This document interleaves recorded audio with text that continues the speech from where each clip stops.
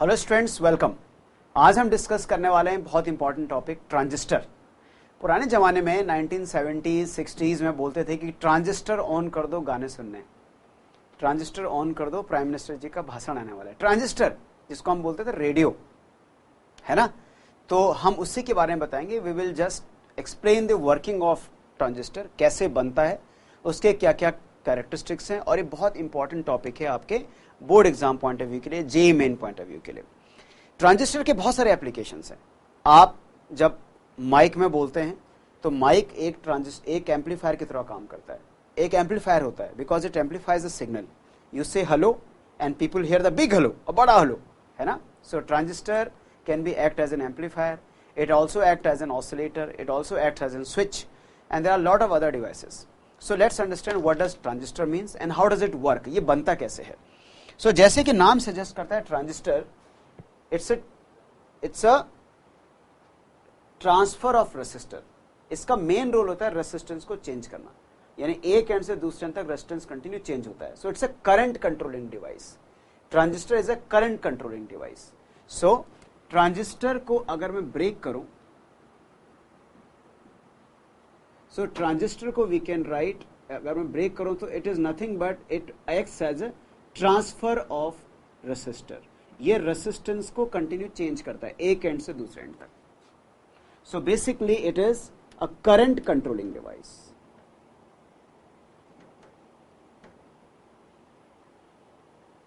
It is a current controlling device, ये current को control करता है। सो ट्रांजिस्टर हमारे पास दो टाइप के होते हैं। ट्रांजिस्टर दो टाइप के होते हैं। एक होता है बाइपोलर जंक्शन ट्रांजिस्टर, बीजेटी जिसको बोलते हैं, बाइपोलर जंक्शन ट्रांजिस्टर, जो हम पढ़ेंगे, जो हमारे सिलेबस में होता है। और दूसरा होता है field effect transistor, FET। So this is bipolar junction transistor, field effect transistor. So we are going to study bipolar junction transistor in our syllabus, not FET. FET will study in the higher class. So what is bipolar junction transistor? So जो bipolar junction transistor है BJT, ये भी दो type के होंगे। सबसे पहला type का होगा जिसको हम बोलते हैं PNP transistor, and second is NPN transistor. PNP मतलब होल्स की मेजॉरिटी, देन इलेक्ट्रॉन्स की मेजॉरिटी, देन होल्स की मेजॉरिटी का तीन अलग अलग पार्ट्स, इलेक्ट्रॉन्स की मेजॉरिटी, होल्स की मेजॉरिटी एंड इलेक्ट्रॉन्स की मेजॉरिटी। सो अगर मैं PNP की बात करूं तो PNP में नेगेटिव रीजन और N region is sandwiched between 2P regions. एक ब्लॉक डायग्राम मैं आपको बनाने की कोशिश कर रहा हूं, जिसमें this is P region, then this is N region, then this is again P region. इन्होंने जानबूझ के एक छोटा, बड़ा और मीडियम बनाया हुआ है। So this region is called emitter, it emits the charge, EMITTER। This is emitter, this is base, and this region is collector. emitter, base, collector। emitter which is moderate in size, heavily doped, यानी काफी strong doping होगी यहां पर। so number density of charge carriers will be very high। so this is since it is PNP, so it will have more number of holes than electrons and very heavily doped, क्योंकि इसने अपने charge को inject करना है base की तरफ। and there are some minority carriers, electrons। Then you have N region which is lightly doped, बहुत कम doping होती है, lightly doped, it just creates a platform to transfer holes from P to P, I mean emitter to collector। Again this region hole is also large, it is the largest in size because it has to accept charges or holes which are coming from emitter, and it is moderately doped, it is not heavily doped। अगर ये heavily doped होगा तो ये emitter से आने वाले जो holes है उनको एक्सेप्ट नहीं कर पाएगा। So it is moderately doped, but it is largest in size because it has to accommodate holes which are coming from P region. Similarly अगर आप NPN बनाएंगे तो NPN में this region will be of majority of electrons, obviously यहाँ पर कुछ electrons भी होंगे, और NPN रीजन में this will have a majority of electrons, then this will have majority of holes, lightly doped, very thin region, and then collector again very largest, biggest in size and moderately doped. तो basically हमारा काम क्या है, इस transistor में हमको क्या करना है, यहां पर हमारे पास एमिटर से होल्स जाएंगे टुवर्ड्स दी कलेक्टर, तो हमने इन होल्स को कलेक्टर पे भेजना है और उनको एक मोशन के साथ भेजना है. अगर आप बोलोगे सर भेजना ही होता तो बीच में एन रीजन क्यों लगाया, अगर ऐसा होता तो एक स्टैटिक एटमॉस्फेयर बनता. We want to create this as a dynamic atmosphere. तो डायनेमिक सिचुएशन को क्रिएट करने के लिए हमने होल्स को एमिटर से कलेक्टर की तरफ भेजना है, इसलिए हमने बीच में एक बेस का रीजन लगाया. बट क्यों जाएंगे, ये तो नहीं जाएंगे क्योंकि ऑलरेडी यहां पर कलेक्टर रीजन है. तो मैं क्या करूंगा, we will always connect this emitter with, will always make this emitter a forward biasing, यानी मैं यहां पर एक पॉजिटिव टर्मिनल की बैटरी लगा दूंगा. Why, because this P region is connected with positive terminal will become forward biased. So forward biasing से क्या होगा, electron, these holes will now start moving towards the collector region, and because of this emitter current starts flowing from this region, IE. So in holes को एक push मिलेगा and these holes will migrate from emitter to collector region. Now since emitter is heavily doped, so maximum number of holes will transfer, will go at one time. Few of them will recombine with base because electrons हैं, तो few of them, little bit, say around 5 to 10% of holes from P region will recombine with electrons in N region, and the remaining holes will go to collector. But then collector will not accept them. Why will collector accept them? Collector has already a rich quantity of holes there, largest in size, moderately doped. It will not accept. So we have to make this collector as a reverse bias. यानी इसको एक reverse bias बनाना पड़ेगा, so that it accepts the guest holes which are coming from emitter. So यहां से एक collector current generate हो जाएगी IC. So this battery is to make this collector region reverse biased, क्योंकि जब यहां पोटेंशियल डिक्रीज होगा इस रीजन का, और अगर यहां पोटेंशियल डिक्रीज होगा तो फिर holes from high potential to low potential आएंगे, so they will come from this region. Are you getting my point? So this has to be of negative potential or low potential, and this has to be of a high potential. For PNP, for NPN ठीक उसका उल्टा होगा, NPN के लिए ठीक opposite होगा, but functioning same होगी. So अब क्या हुआ कि some electrons, so this is a base, यानी कि अगर मैं यहाँ पर ध्यान से देखूं तो this region is basically a forward biasing region. ये जो region है, इस region में depression width will decrease, यानी यहाँ पर this region is a forward biasing, यानी यहां पर रेसिस्टेंस कम होगा. फॉरवर्ड बायसिंग में रेसिस्टेंस कम होता है, डायोड में हमने पढ़ा है. रिवर्स बायसिंग में रेसिस्टेंस विल इंक्रीज, तो यहां रेसिस्टेंस काफी ज्यादा होगा. सो यानी कि करंट जो है वो कम रेसिस्टेंस से ज्यादा रेसिस्टेंस की तरफ जा रहा है. This is interesting. Plus when some holes in electrons recombine, they will give you the base current. तो यहां से एक बेस करंट भी आनी स्टार्ट होती है जिसको हम बोलूंगा IB. So this IB is the base current. And now you can easily connect this circuit as like this way.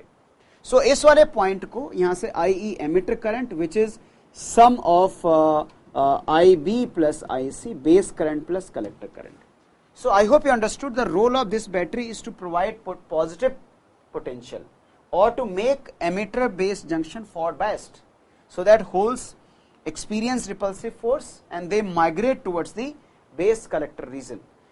Collector region में नेगेटिव टर्मिनल लगाने का मतलब पोटेंशियल को डिक्रीज करना होता है, सो दैट पोटेंशियल डिक्रीज होगा तो उस डिक्रीमेंट पोटेंशियल से holes will easily come from emitter to collector और our transistor will work. Now you must be wondering that if this is the way it works, then how it is going to use as our normal devices. we'll understand it when we understand more about this. Okay, so similarly the same thing will also happen in NPN transistor. NPN में यहां पर electrons होंगे, electrons को आपको migrate कराना है emitter से collector की तरफ. सो एमिटर को आपको फॉरवर्ड बायसिंग करना पड़ेगा. फॉरवर्ड बायसिंग का मतलब आपको नेगेटिव पोटेंशियल और देना पड़ेगा so that they feel repulsive force, और वो इलेक्ट्रॉन जब आगे जाएंगे so some of the electrons will recombine with holes, will give you base current, and then remaining electrons को कलेक्टर में ले जाने के लिए कलेक्टर का पोटेंशियल हाई करना पड़ेगा. कलेक्टर में ऑलरेडी इलेक्ट्रॉन्स हैं, यहां हाई पोटेंशियल रखना पड़ेगा आपको. So collector has to be again reverse biased. P electron का n region is connected with the positive terminal of the battery, it's a reverse bias. तो ओनली डिफरेंस इज यहां पर n होगा, यहां p होगा, यहां n होगा, और करंट की पोलैरिटीज उल्टी हो जाएंगी बिकॉज बैटरी की पोलैरिटीज उल्टी हो जाएंगी। आप खुद ट्राई कीजिएगा तो आपको पता चलेगा। ओके गुड, आगे बढ़ते हैं। अगर अब मैं इसका, अब बार बार हम ब्लॉक डायग्राम तो नहीं बना सकते, तो हम इसका एक सिंबल बनाते हैं। तो इसका सिंबल अगर बनाया जाए तो इसके सिंबल में पीएनपी ट्रांजिस्टर में current is going into the transistor, और एनपीएन ट्रांजिस्टर में current is coming out of the transistor. So जो एरो होगा, that arrow is indicating the emitter, क्योंकि एमिटर से ही एरो का इंडिकेशन पता चलता है ना। तो अगर मैं यहां पर ध्यान से देखूंगा, सो दिस इज अ बेस, ये बेस है, और यहां पर ऐसे दो एरो, दो लाइंस होंगी, इनमें से एक लाइन में एरो बना होगा। अगर एरो ऐसे लगा है, that means current is going into the transistor, just like this, into the transistor. So this region is, this is emitter, this is collector, and this is base, and this is PNP. लेकिन अगर यही transistor ऐसे हुआ कि आपके पास base तो वही रहेगा, कलेक्टर एमिटर जंक्शन भी ऐसे रहेंगे दो अलग अलग, ये आपके पास C हो गया, या आपके पास E हो गया, या आपके पास बेस हो गया। इस सिचुएशन में current is coming out of the transistor. So वो जो एरो है, that arrow will be indicated by emitter. So arrow आपका ये वाला होगा। So this is the NPN transistor. So basically it's a 3 terminal device, emitter, collector, base, emitter, collector, base. इन तीनों terminal में से हम किसी एक टर्मिनल के थ्रू इनपुट देते हैं और एक टर्मिनल के थ्रू आउटपुट निकालते हैं, और एक को कॉमन रखते हैं। व्हेन यू से कॉमन मींस ग्राउंडेड, उसको ग्राउंड करते हैं। सो हमारे पास हम डिस्कस करेंगे common emitter configuration. When you say common emitter configuration means emitter is common between collector and base. In other words, emitter is grounded. So emitter को आप ground कर दीजिए, and base से हम input भेजेंगे और collector से हम output को collect करेंगे। And now I'm using NPN transistor. So कैसे बनाएंगे, बहुत इंपॉर्टेंट है। अगर आप इस डायग्राम को बार बार बनाएं तो आपके लिए बहुत ही फायदेमंद होगा किसी भी कंसेप्ट को समझना। ओके, आप ध्यान से समझेंगे। अब तो मैंने क्या किया, मैंने एक एनपीएन ट्रांजिस्टर लिया, NPN transistor, and I am using it as a common emitter mode. So when I am saying common emitter mode means emitter is common between base and collector, input is fed through base and output is collected through collector. So this is the symbol, ये base, ये collector और ये emitter, और मैंने arrow बाहर कर दिया। So this is emitter, this is collector, and this is base. अब इस एरो से you can judge everything. मेरे साथ साथ देखिए आप, एरो को मैं यहां से नीचे ले गया, करंट ऐसे चलेगी IE, ये बेस रीजन है। सो इस जगह पर current will divide into 2 parts, IB, and यहां पर डिवाइड होगी करंट IC, क्योंकि this region is a base region, input region, this region is an input region, ये इनपुट रीजन है, and this region is an output region, ये output region है। So this is input region, this is output region. Emitter is grounded, आप इसको ground कर सकते हैं। आप यहां पर एक ग्राउंड का सिंबल बना दीजिए, ऐसे ग्राउंड कर दिया आपने इसको, यानी कि कॉमन कर दिया दोनों के लिए। अब हमने इसको डेकोरेट करना है सर्किट को। यहां पर हम एक रेसिस्टेंस लगा देते हैं। इस रेसिस्टेंस का काम होता है to control the base current IE, और इसको RI, और इसको कई बार RB भी बोलते हैं। Base current is very small because it only arises due to the little bit recombination of electrons and holes in base region. Since base is lightly doped, so base current is very less. IB, और यहां से current जा रही है, ऐसे current जा रही है, तो अब हमें यहां एक बैटरी बनानी पड़ेगी। तो मैंने यहां पर एक बैटरी बना दी और एक सेल बना दिया, और इस सेल को मैंने बोल दिया base cell. So this is VB। कई बुक में इसको VBB भी कहा जाता है, वो भी सेम बात हुई। This is VB। IC, तो यानी कि करंट ऐसे इधर की तरफ जाएगी, यहां पर मुझे एक कलेक्टर रिवर्स बायसिंग लगाना पड़ेगा, so this is also called VC और वीसीसी, और यहां पर मैंने एक रेसिस्टेंस लगा दिया and this resistance is called R C और आर नॉट, यानी इसके अक्रॉस आउटपुट लिया जाता है. So this is a normal diagram of a common emitter mode. Now ये ग्राउंडेड है तो यहां पोटेंशियल जीरो है, यहां भी जीरो है, यहां भी जीरो है, यहां भी जीरो है, यहां भी जीरो है, यहां भी जीरो है, यहां भी जीरो है, यहां भी जीरो है. सो जितना, यानी कि मैं चाहे वोल्ट मीटर का पॉइंटर यहां लगाऊं चाहे यहां लगाऊं, बात तो बराबर है. सो जितना पोटेंशियल इन दोनों के बीच होगा उतना ही यहां पर भी होगा. सो यहां जो पोटेंशियल होगा वो होगा VBE. तो अगर आप ध्यान से देखोगे तो NCERT बुक में या कहीं पर एक वोल्ट मीटर बना रखा होगा और इस वोल्ट मीटर में लिखा होगा VBE, base emitter voltage, and this is plus minus. ये इनपुट की तरह काम करता है. This is an input to the base emitter. यहां पर एक माइक्रो एमिटर भी लगा रखा, बेस वोल्टेज, यहां पर एक माइक्रो एमिटर भी लगा रखा होगा बुक में, that will record the current IB, base current. अब यहां पर एमिटर में यहां तक वोल्टेज ठीक है, तो यहां पर आपका आएगा VCE. This is VCE, collector emitter voltage.